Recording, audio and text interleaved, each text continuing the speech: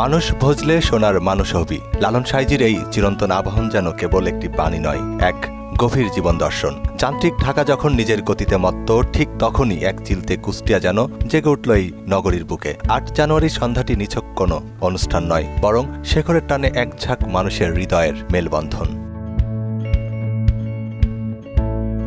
যান্ত্রিক এই নগরের ব্যস্ততায় যখন হাঁপিয়ে ওঠে মন, তখনই হয়তো কোনো এক চিলতে সুর আমাদের মনে করিয়ে দেয় শেখরের কথা। ইট পাথরের এই ঢাকায় কুষ্টিয়ার সেই মাটির সোদা গন্ধ আর লালনের আধ্যাত্মিক সুধা নিয়ে এক অনন্য সন্ধ্যার অবতারণার পেছনে সেই গল্পই শোনালেন সেলিম সরকার।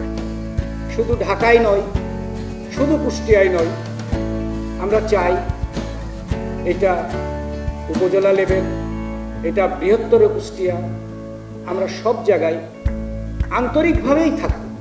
কুষ্টিয়া যে মাটি ধন্য হয়েছে লালনের একতারা সুরে, রবি ঠাকুরের সৃষ্টিশীলতায়, মীর মোশাররফের কলমে আর বাঘা যতীনের বীরত্বে, সেই ঐতিহ্য আর সংস্কৃতিকে আগামীর পথে এগিয়ে নিতেই আত্মপ্রকাশ করল এক নতুন আলোকবর্তিকা, আন্তরিক কুষ্টিয়া।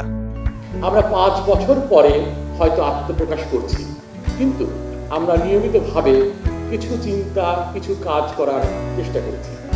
আমরা চেষ্টা করেছি বুদ্ধিভিত্তিক চর্চা করবার জন্যে, আমরা চেষ্টা করেছি জানবার জন্যে, শেখার জন্যে এবং বলার জন্য। সেগুনবাগিচার শিল্পকলা একাডেমির মিলনায়তন তখন মুখরিত, যেখানে বাউল শফি মণ্ডলের কণ্ঠে লালনের ভাবগান বিমোহিত করছে দর্শককে।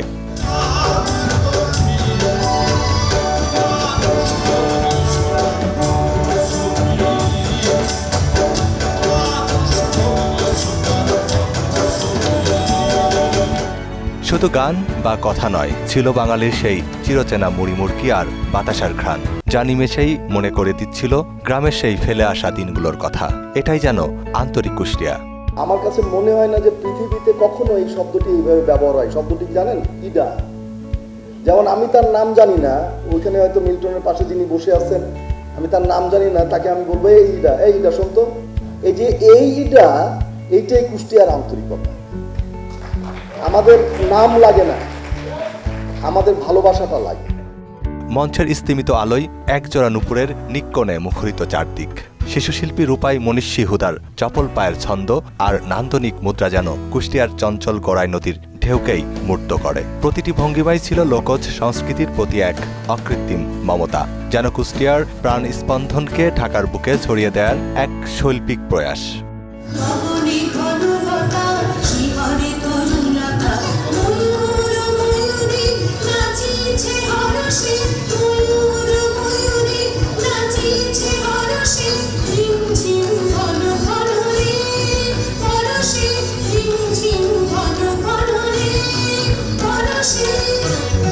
জাগো উজ্জ্বল পুণ্যে জাগো নিশ্চল আসে, এ প্রত্যয়ে যাত্রা শুরু করা এই সংগঠনটি চায় ভালোবাসার এক শক্ত সেতু গড়তে।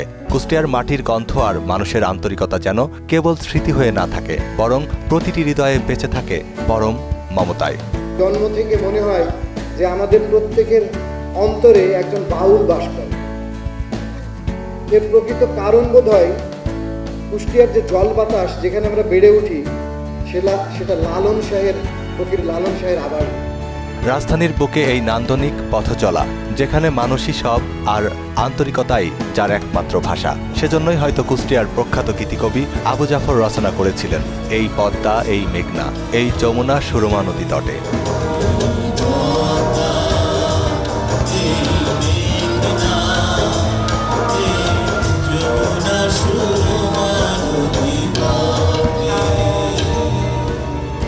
মনিরুল ইসলাম, মোহনা সংবাদ।